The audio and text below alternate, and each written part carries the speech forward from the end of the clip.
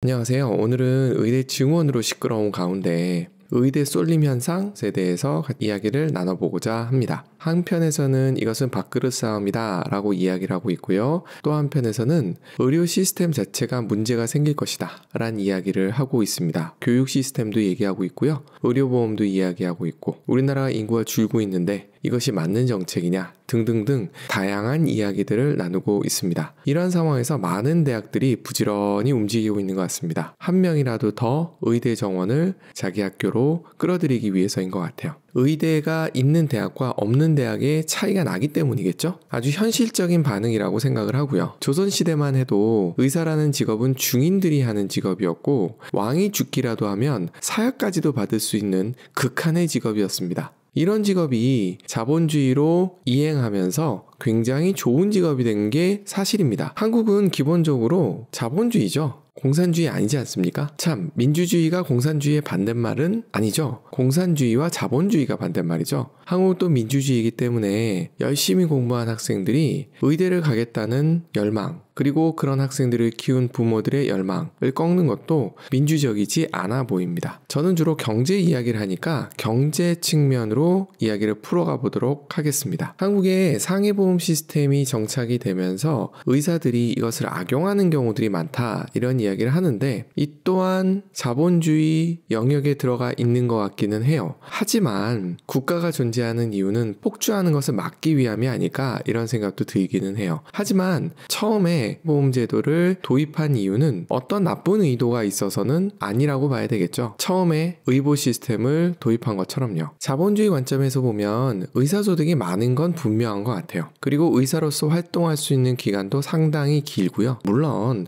통계자료에 따라서 의사 수입이 최고 이내 아니네 이야기는 합니다만 대접도 받고요. 여러 가지 상황으로 볼 때 굉장히 좋은 직업인 것은 분명해요. 그러다 보면 자연스럽게 의대로의 쏠림 현상은 강해지죠. 의사가 되는 과정은 정말 깁니다. 예과 2년, 본과 4년에서 대학만 6년이고요. 그리고 인턴, 레지던트, 군의관을 갔다 와야 되는 경우도 있고요. 그리고 전문의 과정을 거쳐야 되는 경우도 있습니다. 이렇게 최종 단계까지 가게 되면 30대 중반에 이르게 돼요. 그리고 공부하는 과정은 일반적이지 않습니다. 굉장히 힘든 과정이에요. 이런 과정을 겪은 사람들에게 봉사해, 슈바이처처럼 이라고만 얘기하는 것도 굉장히 민주적이지도 않고 자본주의적이지도 않다는 생각을 저는 해요. 투자한 만큼 가져가는 것, 어찌 보면 굉장히 당연해 보이는 것 같습니다. 좀 시선을 바꿔보죠. 제가 무엇을 보여드리고 있느냐 하면 의대 대학 순위, 그리고 일반적인 대학 순위, 그리고 공대 대학 순위 이 세 가지를 같이 보여드리고 있습니다. 우리나라도 의대가 있는 대학들이 상당히 높은 순위에 올라가 있는 것을 확인할 수 있어요. 이것은 전 세계적으로 그렇게 다른 것 같진 않아요. 도표에서 보시면 세계 의대 순위와 그리고 미국 내 대학 순위가 상당히 닮아 있는 것을 볼 수 있거든요. 그런데 왜 한국은 유독 의대 쏠림 현상이 강할까? 이 호기심 때문에 저도 공대 출신이고 해서 공대 순위를 한번 비교해 봤어요. 많이 닮아 있고요. 최근 대학 순위 변동을 보게 되면 공대를 갖고 있는 우수한 공대죠, 당연히. 를 갖고 있는 대학들의 순위가 가파르게 오르고 있는 것을 확인할 수 있어요. 각 나라의 의사의 처우는 좀 다른데도 이렇게 유사한 것도 좀 신기는 해요. 예를 들어 영국이나 캐나다 같은 경우는 국가에서 의료비를 거의 전액 지원을 하다 보니까 의사들의 수입이 미국에 비해서는 현저히 적다고 합니다. 그래서 영국이나 캐나다 같은 경우는 의사를 해외에서 수입해야 되는 상황도 생기는 경우들이 있대요. 수입을 억제했을 때 생길 수 있는 부작용들을 좀 보여주는 것 같아요. 그렇다고 해서 필수 의료 분야가 빵빵하게 돌아가느냐 하면 또 그렇지도 않다는 얘기가 들려요.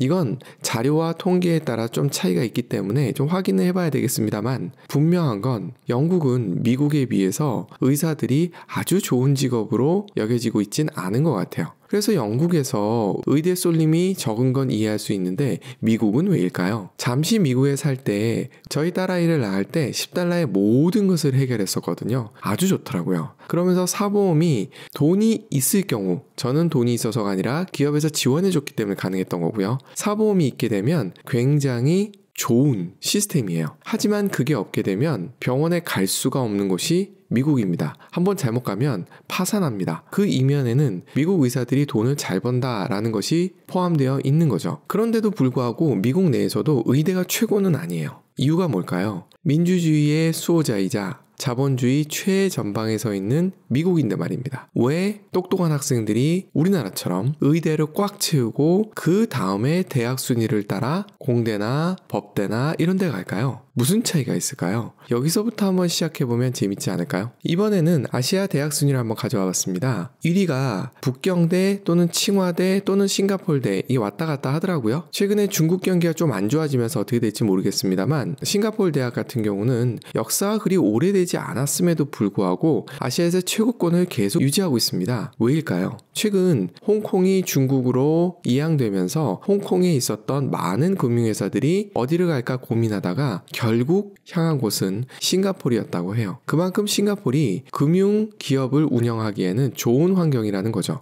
그리고 싱가폴 내에서 직원 수급을 받게 되면 좋겠죠. 그 학생들의 취업 후 연봉이 상당히 높았을 겁니다. 이러다 보니 싱가폴 대학에 지원하겠다는 우수한 학생들이 많아지는 거죠. 중국 대학들도 다르지 않았을 겁니다. 중국이 지속적인 성장을 이룰 때 공대를 나왔을 때 벤처를 할 수 있는 기회가 많았고 공산주의 국가임에도 불구하고 사실은 중국은 공산주의라기보다는 일당 독재 국가라는 표현이 좀 더 맞겠죠. 권위주의 국가, 그러니까 민주주의랑 반대에 있는 그런 쪽으로 이해하는 게 더 좋을 것 같아요. 중국에서는 이 자본주의 속에서 살아남는 방법으로 공대를 택한 사람들이 많았던 겁니다. 그리고 그럴 수 있는 환경을 조성을 했고 중국은 그런 기반이 되어 준 거죠. 덕분에 중국의 많은 대학들이 상위권으로 치고 올라갈 수 있는 기회를 얻은 거죠. 실리콘밸리로 가보면 이러한 현상은 더더욱 두드러집니다. 실리콘밸리에 원래 있었던 명문대가 두 개가 있었죠. 하나가 스탠포드였고요. 하나가 버클리였습니다. 두 대학은 엄청난 지원을 받으면서 지속적인 성장을 일구고 있었어요. 그러던 중에 IT 혁명이 일어나고 좋은 대학을 나온 학생들이 좋은 제품을 개발하고 좋은 실적을 내기 시작한 거죠. 그러면서 기업들이 성장을 했고 당연히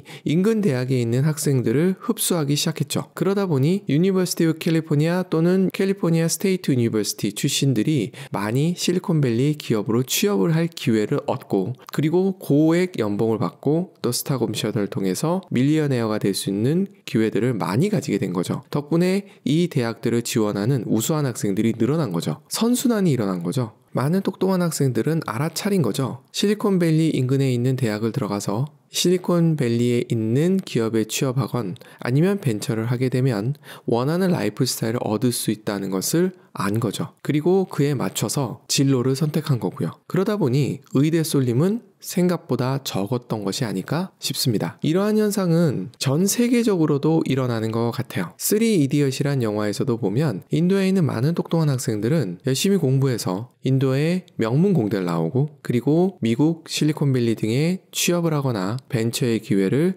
잡고자 하죠. 이렇게 하면 원하는 라이프 스타일을 얻을 수 있는 기회는 굉장히 많아지니까요. 사실 의사가 된다고 해서 모두 고액 연봉자가 되는 것은 아니거든요. 차이가 그 안에서도 분명히 있습니다. 비슷한 정도의 기대 수입이 있다면 그때는 자신의 적성에 맞춘 진로를 선택할 가능성이 높아지겠죠. 최근 사우디아라비아 같은 경우도 고학력자들을 흡수해서 산업을 부흥시키기 위해서 노력도 많이 하고 있다고는 합니다. 그러나 기존의 선진국들은 이미 이런 흐름 속에 있었던 거죠. 특히 미국이 그렇죠. 미국의 경쟁력은 단순히 넓은 땅, 천연자원 이게 아닐지도 모릅니다. 핵심 비결은 인재에 있다고 저는 생각합니다. 그 유치의 선봉에 있는 것이 무엇이냐면 미국 대학 시스템인 것 같아요.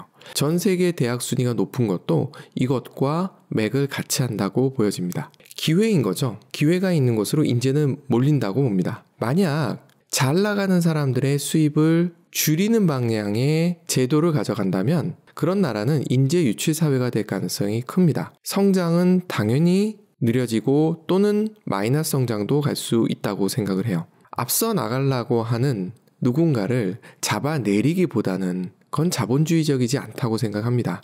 다른 기회를 더 만드는 것, 이것이 훨씬 더 좋은 방법이 아닐까 싶어요. 의대를 나오고 진료를 하는 의사 이외에 멋진 기회들이 더 많다면 어떨까요? 그렇다면 의료계에서 걱정하는 부분도 많이 해결되지 않을까요? 새로운 산업이 등장한다는 것은 국가적으로는 굉장히 좋은 일이라고 생각을 합니다. 최근 삼성바이오로직스가 좋은 성과를 내고 있어요. 단지 아쉬운 것은 우리나라가 자체 개발한 의약품이 아니라는 거죠. 만약 이런 쪽도 같이 성장할 수 있다면, 그리고 의공학이라는 분야도 굉장히 빠른 발전을 필요로 하는 곳이고 이미 이루어지고 있어요. 한국에서도 이런 산업이 성장을 한다면 충분히 더 많은 기회가 만들어지고 더 좋은 인재의 흐름이 만들어질 수 있지 않을까 생각해 봅니다. 감사합니다.